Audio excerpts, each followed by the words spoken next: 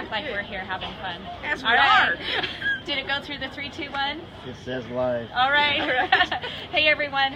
So, as you know, Charlotte Smith with the Profitable Farm Facebook group, and I'm here today in San Diego with Kat White, who owns, is that what you call it? Operates 3 farmers market here in San Diego year-round in the sun, which I'm really envious because I've gone in torrential downpours to our market in Oregon all the time. We do that, but it doesn't happen too often here. We're good. And you love it when it happens. Yeah, we love it. But we're here to help you with your farmers market booth. She's going to point out some things she likes about vendors, and I just wanted to show these cute little carrots. Do you know what those are even called? They're called little red carrots. Yeah, little red carrots. Oh, it's so nice. Atomic carrots. We have a hard time growing carrots, so I love. Oh, do you? Well, just gophers. It's just our lack of gardening skills. So. And this is purple kohlrabi. Oh, beautiful! And small and tender. Yeah, perfect. So this particular farm, JR Organics, is used to dealing with a lot of local chefs, and so they're very careful to pick some vegetables really big and some vegetables smaller, because a lot of the chefs like to do specialty dishes that have smaller vegetables available. Counterintuitively, you can actually get more money for little baby vegetables than you can for big vegetables. It's like a depending on how you price it. A Cornish game right, hen, exactly. you can charge or quail more than a chicken. Yep, you know? you can charge way more per pound. Yeah, there's something about little cute things. So right. These guys are smart enough to charge by the each for their vegetables, which is a clever thing, rather than by the pound, which means that you can justify charging more for little baby vegetables that are pretty and that the chefs like to play with. Like these two. Right, How exactly. cute would these be on a dinner plate? Yeah, you know? exactly So. right. And a lot of our chefs do use things like that. Okay. And then they've got a lot of color here, and they do what we kind of suggest on Make sure you can displays, is that you'll notice how the colors kind of blend from one to the other, so you don't have everything red together, you don't have everything green together, you kind of make it flow so that the colors catch your eyes as you go by. So it's waves of color from the green to the purple. Purple will go back up to the pink and then into the pink and white, so there's a lot of fun going on there. And it's height difference. Right, so the high-low thing is just a really standard retail thing. That's what you do, is you raise it and lower it. And so he's got a low counter, he's got a high counter. He'll build things up in big piles. It's about halfway into the morning, so I don't know if he has any big piles left, but you do when you've got a lot of stuff. Flowing, abundant displays is an important thing. So as the market winds on and they start to run out, what they'll do is keep consolidating down, just like you do if you're catering or you're at a dinner. You don't want a whole bunch of half-empty plates out there. They'll do the same thing with their baskets. They'll maybe put the red and the yellow, orange carrots together as they get lower on carrots, so that the baskets stay really full. People like to shop from abundance. Yeah. They don't want to feel like they're getting your leftovers. So you want a big pile in the middle of an Right. empty table versus spread out over Spread a whole out, table. yeah, exactly Okay, right. So I learned something from you last year, and I'm here because I'm speaking at her conference, which is for farmers market vendors. Right. And last year when I was attending her talk, you talked about how, something I didn't realize, you want the people who shop at 2 o'clock in the afternoon to have the same selection as the people who shop at Absolutely. 8 o'clock in the morning. So as a vendor, I need to Bring account a for lot. that. Yeah, absolutely. Which means I may be taking a lot home. You may be taking a little bit home. Lucky for us, we have a Saturday market. So most of our farmers, if they're taking things home, they're taking it to a Sunday market, because that's the next big day for markets. Oh, so there's yeah. actually fairly little waste Good. involved. But yeah, so when they come at 2 o'clock, we don't necessarily expect you to have as much produce as you had at 8 in the morning, but there are people that have to grocery shop in the afternoon. Their kids have soccer in the Right. morning, or they've got a class in the morning, or they've got a job where they don't get Sleep off in. until noon, or they like to sleep in. It's Saturday after all. But if they schedule to come to the farmers market every week at 1, you want to still have some things there for them to shop for. Otherwise, they're not going to come to the farmers market at 1. They're going to go to Ralph's or Vons or Yep. Costco.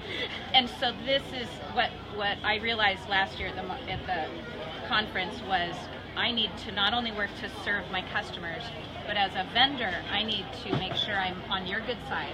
And I'm serving the market manager too. Well, but I never thought of understand it that that way. the market manager, the reason I want you to do this is so that more shoppers will continue to come to the market. Yeah. I don't make any money on shoppers coming to the market. I make money from a flat booth fee. Yep. But you don't make any money unless a lot of shoppers come to the market. So I want you to do the things.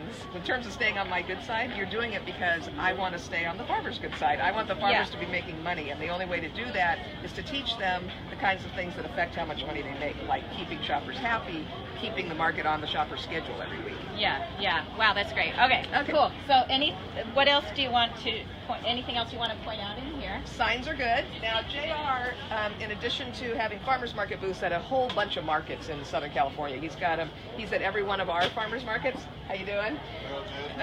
He's also at some markets in Orange County and in LA County. So they cover a lot of markets. Thank goodness they've got a big family. That's every nephew in the bunch is at these markets. Yep, exactly. Yeah. But in addition to selling at farmers markets, they have a really vibrant CSA program. And so they advertise that here.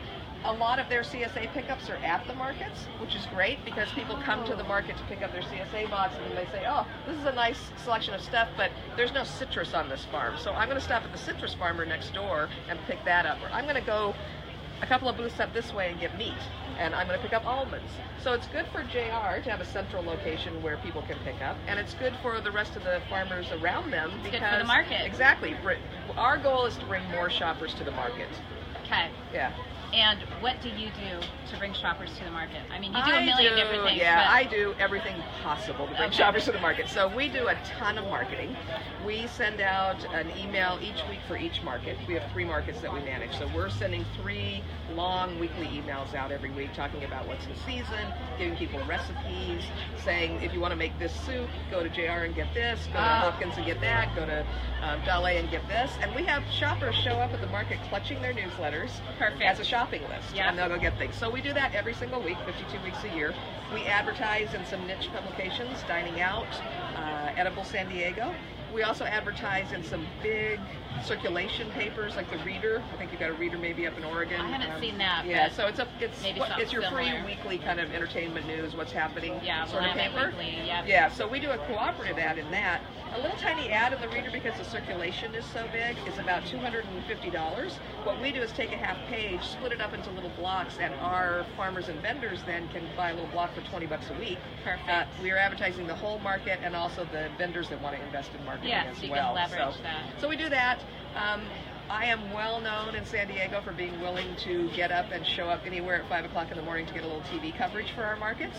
Our producers in town all know that especially if you bring snacks. And we bring snacks, we bring colorful, pretty stuff. Yeah. They know that if somebody drops out of a segment, they can text me at 4 a.m. and I will show up there to talk about something. And promote the market. Yeah. So they love me. If a newspaper writer is doing an article on something related to food and they call me, I don't wait 2 days to call them back because writers are just like the rest of us. They're always operating at the last minute. I'm always willing to talk to them and give them a quote and throw in a little information about our farmers or our markets. Awesome. So the way to do marketing, in my opinion, is just to blanket it, do everything possible to get people into the market. Yeah, awesome.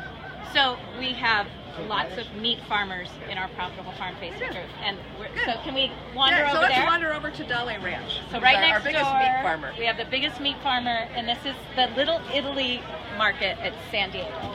And actually, Dale Ranch is in this market, they're in our other 2 markets, and they're in another 21 markets throughout Southern California. So that's 24 markets. 24 markets a week. So they're actually going to be speaking at the Intense Conference on at what point do you need to hire help. Yeah. Now, some of our farmers have 8 or 9 kids and lots of nephews and nieces, and that's fine. These guys don't, so they actually had to start hiring. Yeah. And they've done a really good job of hiring people, training people to be professional representatives of their food at the markets, and they sell a lot of meat. Yeah. Okay, so tell us what you like about this. This is beautiful. So it's a beautiful booth. They're actually showing you their eggs. Egg cartons are great, but beautiful eggs are even better. Arracudas aren't. They have arracudas, but they're not laying right now. So I saw one. Sometimes we're going to see. Yeah, there's a little green egg down there, but sometimes they're really. Yeah, by the time we get to Easter, we should have Easter eggs in those cartons. It'll be good. They use clever display elements. We raise what we sell in Riverside County. They want you to know where they are. They tell you a little bit about how they raise their food. They actually developed a beautiful logo a few years ago. They've kind of grown in their marketing as they've grown bigger and as they've added more people to the team, and they've gotten to be just a really nice professional look. Now, I chide them regularly, as I do anybody that sells meat here in San Diego, because for some reason our meat farmers are opposed to putting meat out on the table where you can see it. And that's true with a lot of meat farmers all over. When I go to other markets, I see it. Washington State is awesome, though.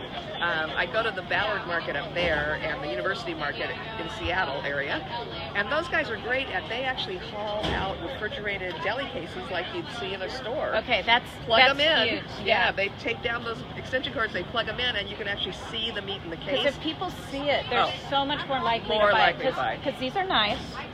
Did And you they've got show great them the signage. freezers back there? Yeah, love the freezers. They've got pretty clear Glass signage, but there's no doubt that people buy more if they can see it. So, So we had a guy, I just ran into a guy at the Pepper Place Market in Birmingham, Alabama. Cute market. He has a little ice cream reach-in freezer like you would normally buy popsicles and things out glass of. top. So it's got a glass curved top, and he's taken the front of it and painted it with blackboard paint. And so he writes on his chalkboard what he's got that day. Okay. So it's really easy. It's not huge. It doesn't take up much room in his truck. He can roll it out. He has more meat in his closed coolers in the back, but he's got some meat at least that you can see and raise the lid and reach in and choose what you want, and that's huge for shoppers. and is that rolling cart, is it plugged in?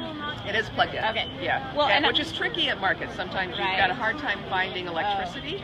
We have maybe a dozen vendors here that have something that needs to be plugged in, and they generally have to bring generators. It's not as though we have outlets on the street. Okay. But a good whisper quiet generator, I can lift it and carry it around. They weigh about 35 pounds.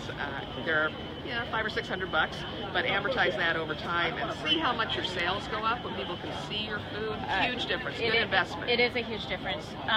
So I have meat people in the Facebook group who said they will take out their meat for the weekend, like their hamburger. They'll leave it out all day.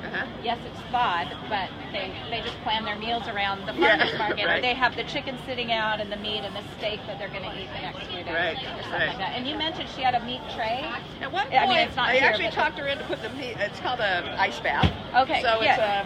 it's a tray that has sides about this big. You've got to load ice into it. You put your meat on that. You add ice to it. You've got to keep an eye out, and I know it gets tricky here because it's a really busy market. You have to watch. You don't want your meat out there for too long, just sitting in ice. So you have to sort of rotate in between that and your freezers or coolers. Yeah. Forrest Pritchard, that's speaking at the conference, he sells meat in Tacoma Park and a couple other markets that are in the Washington, D.C. area. And we just got a picture from him where he goes out and buys new coolers every now and then because he wants his coolers to be clean and pretty. And he had just a whole wagon load of red coolers. But he does show meat at the front too. Not much. He's still one of the guys that's selling meat that keeps it mostly in the cooler. Yeah, well, you should just be able to have like At least a hamburger few, so people and can... a T-bone. Right. And something else, a roast. Right. Yeah, just so you can get an idea. Any booth, we do a ton of marketing, and if you're in a good farmer's market, your farmer's market manager should be marketing for you. But what we do really is about 75% of your marketing.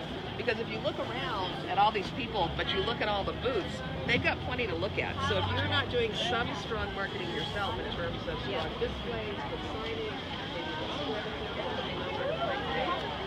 they'll arrive at the market, but they won't necessarily find you.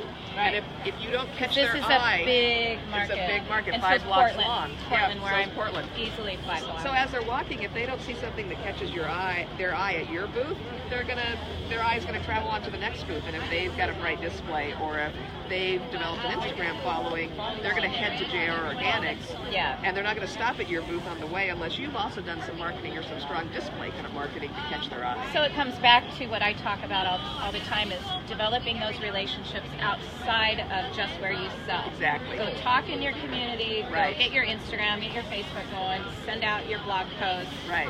and then drive them all Get your here. email newsletter. Yeah. Scott, that works for Dale, will actually be on our social media panel on Monday, and he worked for the Michael Kors department of Nordstrom before he started working for the farm. Nice. And he was well trained to develop a client list and alert his clients when something comes in. So before every market, he goes through a list of text numbers, Yeah. texts people and says, I'm bringing this to market today. I know you really like those baby lamb chops. Would you like me to hold some for you?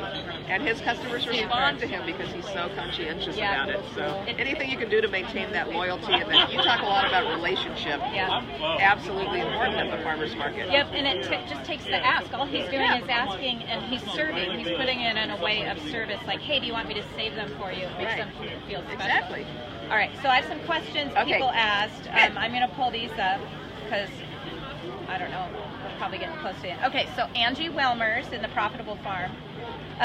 Okay, this is a big one. What is your best tip for a first-time market seller? So brand new farmer, Right. and they're coming to the market for the first. They paid their fees, they got in. Now what do they do? Like maybe it's a lot. Maybe three It's things a broad they thing. So, three things they yeah, should do. One of them is maybe have a signature item. Pick something that you're going to be famous for. You grow the best carrots, or you grow the best cauliflower. Eggs, or Eggs, yeah, exactly. Okay, and put a whole bunch of it front and center. Whole bunch of it front and center. Got it. The next thing is when we send out equipment lists for people to bring to the market, we say don't forget your tents, don't forget your tables. This is big. Yeah, okay, equipment list. Yeah, equipment Tents, list is tables. don't forget your tents, don't forget your tables. In California's sake, we've got to have a certificate, your stamped certificate that hangs where the customers can find it. That's a regulation here. Bring your tablecloths, bring your collateral material, bring plenty of inventory so you get through the whole day. But this is what we don't have on our list. We don't have a chair. Don't bring a chair. Don't bring a chair.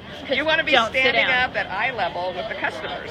If you're sitting down and you're back in the corner, if you're the kind of person at a party that will find a book somewhere and sit in a corner and read it, don't want to talk to anybody that you don't know, you need to find a niece or nephew or sister or somebody that's going to come out and sell for you, because no matter how good your product is, if you're not developing a relationship with people, talking to them at the market, you're not going to sell. It's people buy at farmers markets not necessarily for price. They'll pay more here, even though it's easier to park at Costco, and there's only one cashier, and it's easy to get in and out. They're open way more hours than we are.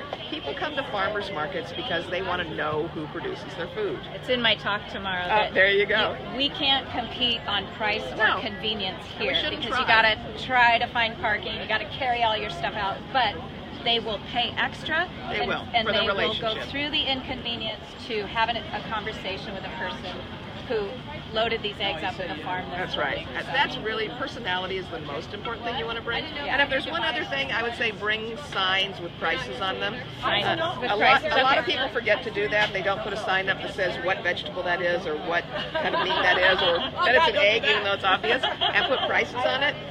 Nobody in the world, the biggest fear that anybody in the world has is embarrassment. And so nobody wants to go ask you your price, find out it's more than they have on them or more than they want to spend, and be embarrassed either into buying from you once, but I guarantee you never again, or not buying from you. Okay, that's huge. That's Yeah. because I've done that, where I'm afraid to ask the price, and I'm like, whoa, I did not want to pay that much. But you're in the embarrassed. moment, you're in front of a person. So you and may just make that work it sale, over. but you're only going to make it once.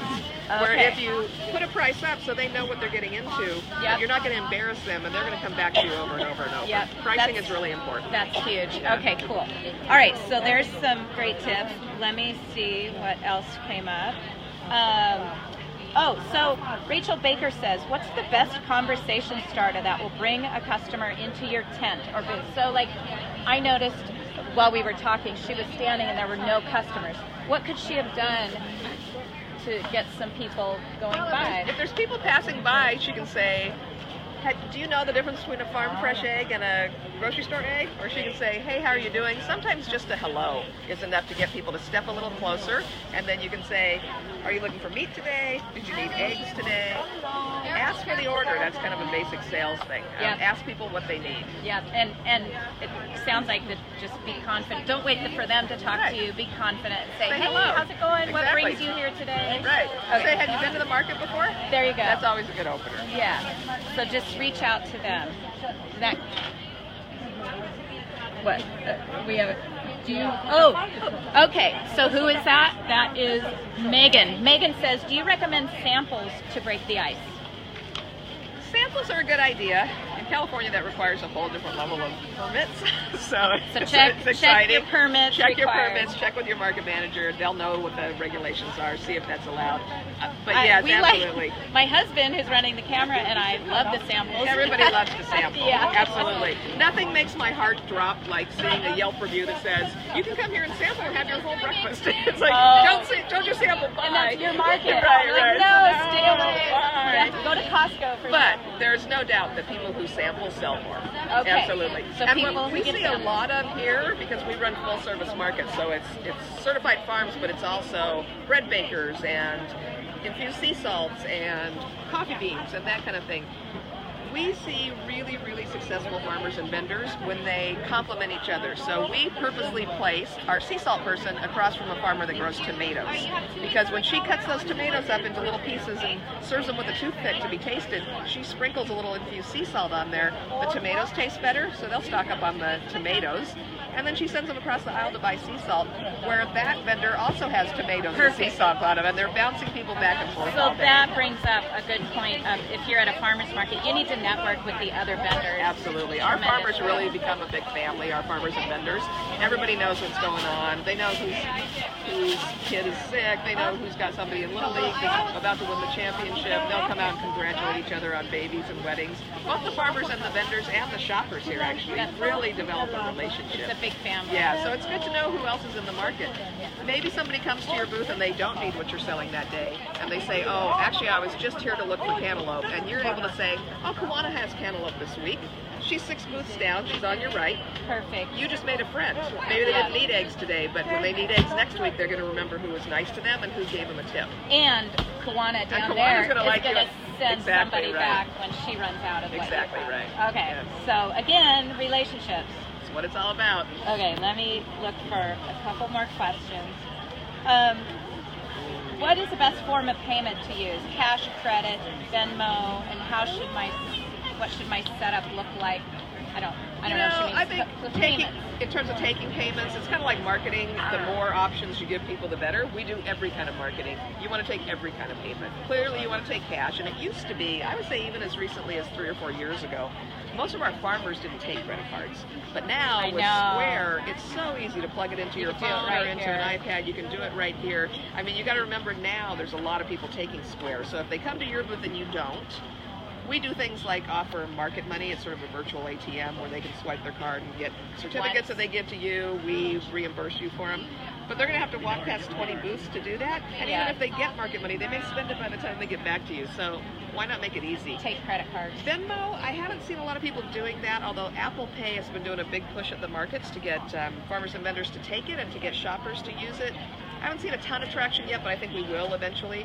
Those kind of systems are up and coming, and you do want to be able to do whatever people have in their pocket. Yeah. Well, I know when we started taking credit cards, our sales per purchase doubled. Absolutely. If they spent normally $20, they spent $40. Right. If they usually spent $50, all of a sudden they spent $100. Because we all know credit cards aren't real money. No, I know. Yeah, it's so funny. And a credit card's like being on vacation. Yeah, and that 3% fee is just cost of doing business. Right. And if all of a sudden you're making $50 more. And again, these people aren't here really about price. Yes, they aren't. Raise that price. Raise your price 5%. You'll have a 3% processing fee, and you'll have a little extra. Yes. Okay, great. Okay, so Bunny Wickham, she says, oh, what about niche marketing versus diversity? Well, it's hard to say that when we were just standing in JR's booth, who grows an enormous bunch of crops. But we have some other farmers here that grow a very small range. But they're all vegetables. They are all vegetables, yeah. And we've got farmers that just grow fruit, and we've got farmers that just grow apples. And we see actually more niche than we do really broad. Okay. Yeah, narrow and deep is what you call it. And in a farmer's market, the beauty is going to each individual booth. And so if everybody's just got a wide range, that's more of a supermarket experience than a farmer's market experience. You really want to kind of narrow down on the things that you're best at.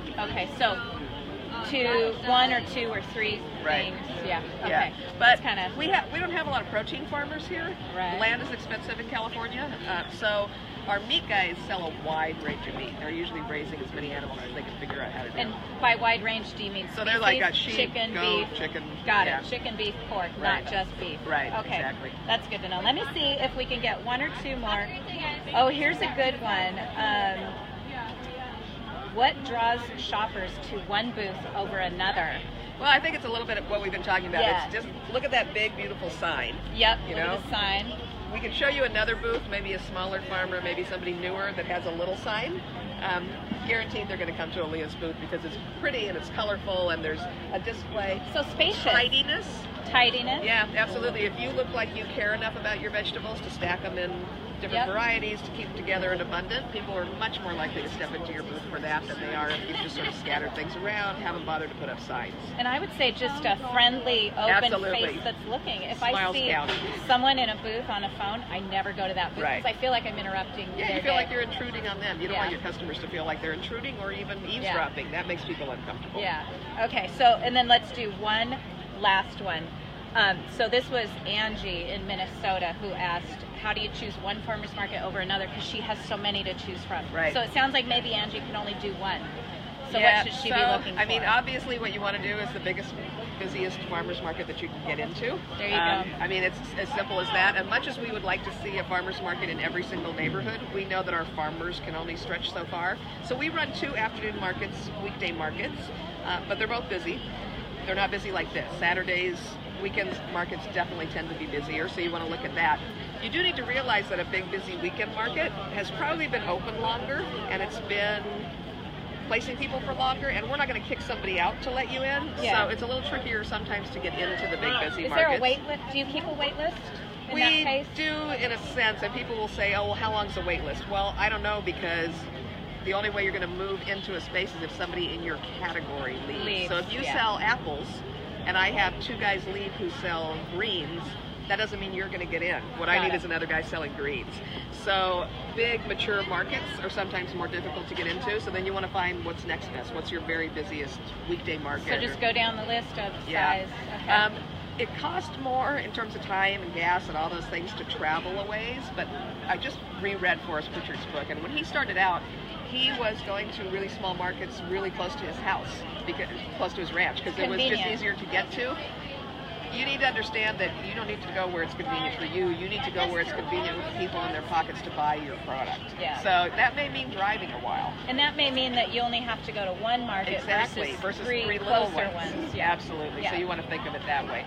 And you want to get out there and talk to farmers and vendors at those markets and see, is the market manager doing a lot of marketing for you? Do you see ads around for that farmer's market? Do they have a newsletter?